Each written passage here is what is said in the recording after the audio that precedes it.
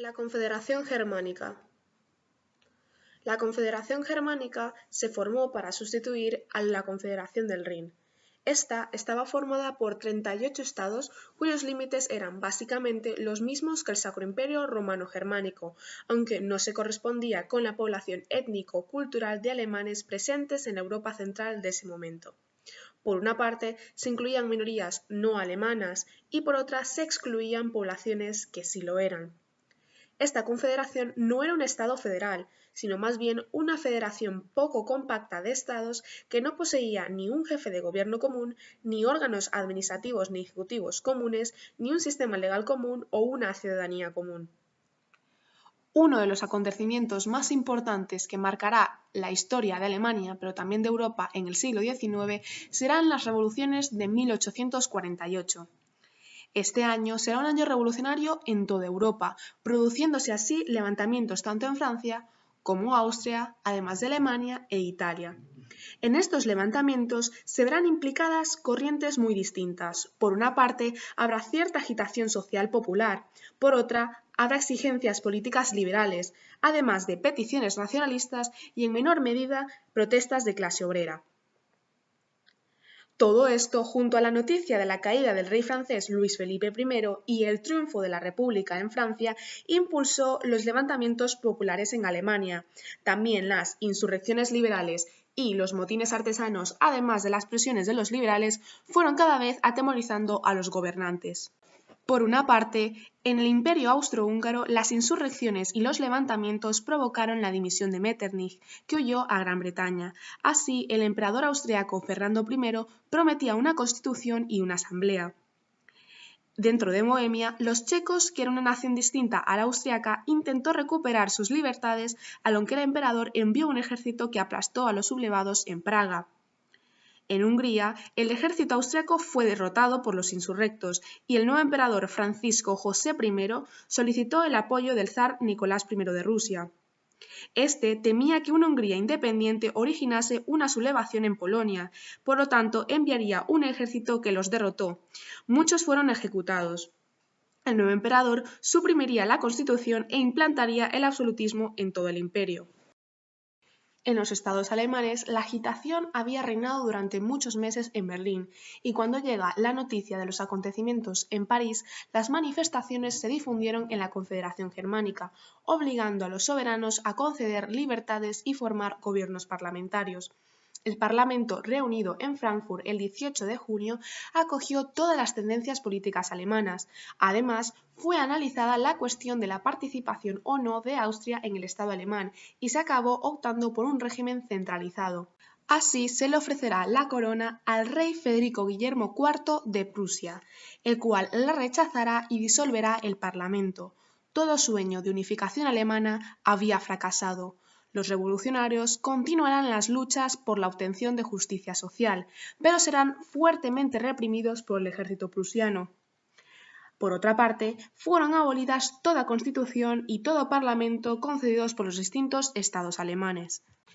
En este contexto, Prusia había experimentado un fuerte crecimiento económico durante la primera mitad del siglo XIX. Tras el Congreso de Viena, ganaría no solo en tamaño, sino también en población. Ahora se había acercado al imperio austrohúngaro demográficamente y estaba a punto de rebasarla económica y militarmente. Por otro lado, se producirá el debilitamiento del Imperio austrohúngaro debido a los levantamientos populares en Italia, la mala preparación del ejército y el estancamiento económico. Esta dirigía cada vez más su atención a Alemania, pero su atraso económico la limitaba para desafiar a Prusia. Después de la represión de los movimientos populares, seguía estando patente la idea de una unificación, pero todavía era necesario decidir quién iba a realizar esa unión, si Austria, con lo cual tendríamos una gran Alemania, o Prusia, en la que se formaría una pequeña Alemania y Austria quedaría excluida. Se optó por la segunda opción, debido al poder económico y militar de Prusia. Para que el reino prusiano unificara todos esos territorios, era inevitable un enfrentamiento con Austria. En este contexto surgirá la figura de Bismarck, canciller muy conservador, quien será el artífice de la unificación alemana, cuya idea inicial será asegurar y extender la posición de Prusia. Para ello se distinguirán tres etapas. Primero, la Guerra de los Ducados, segundo, la Guerra Austro-Prusiana y tercero, la Guerra Franco-Prusiana. En la Guerra de los Ducados, tanto Schleswig como Holstein habían sido dos territorios cedidos a Dinamarca en el Congreso de Viena, los cuales presentaban una población mayoritariamente alemana, en la que el rey impondrá la constitución danesa y suprimirá sus propias leyes. Así Bismarck aprovechará la situación e involucrará a Austria y en 1863 invade los ducados que serían repartidos entre ambos. La rivalidad entre los dos quedaría pospuesta. Por otra parte, en la Guerra Austro-Prusiana de 1866, también conocida como la Guerra de las 7 Semanas, Bismarck tenía la duda si su ejército sería suficiente para imponerse militarmente en la Confederación Germánica y así desbancar a Austria de la Confederación. En estos momentos, Austria denunciará la mala gestión de Prusia en el Ducado de Holstein, en la Dieta de la Confederación Germánica, declarando la guerra a Prusia. Italia, en estos momentos, también declarará la guerra a Austria. El Imperio Austrohúngaro vencerá a Italia, pero no pasaría lo mismo con la guerra con Prusia, la cual les derrotará por su superioridad militar. Así se creará la Confederación Alemana del Norte, la cual dejaba a Austria fuera de cualquier implicación con la misma. Por último, sucederá el último conflicto que marcará la unificación alemana, esto es, la Guerra Franco-Prusiana. Este conflicto se produce cuando Isabel II de España es depuesta en 1868 y se busca en el extranjero un rey que pueda ocupar su trono. Para ello se piensa en la candidatura del alemán Leopoldo de Hohenzollern. Bismarck presionó para forzar una aceptación, lo cual levantó los temores de Napoleón III, ya que Francia no quería verse rodeada por una gran potencia rival tanto en el norte como en el sur, y por eso negociaría con el rey Guillermo, jefe de la casa Hohenzollern, para conseguir que se retirase la candidatura, cosa que logró inicialmente. Así pediría a Guillermo I una declaración en la que confirmase que no aceptaría que un alemán ocupara el trono de España. Bismarck, sin embargo, modificaría de manera despectiva el telegrama que el rey enviaría a Francia para provocar una guerra que deseaba. En esta guerra derrotaría a los franceses en la batalla de Sedan de 1870. Finalmente, Prusia podía anexionarse a Alsacia y Lorena, que eran precisamente los territorios que le faltaban para formar una unificación.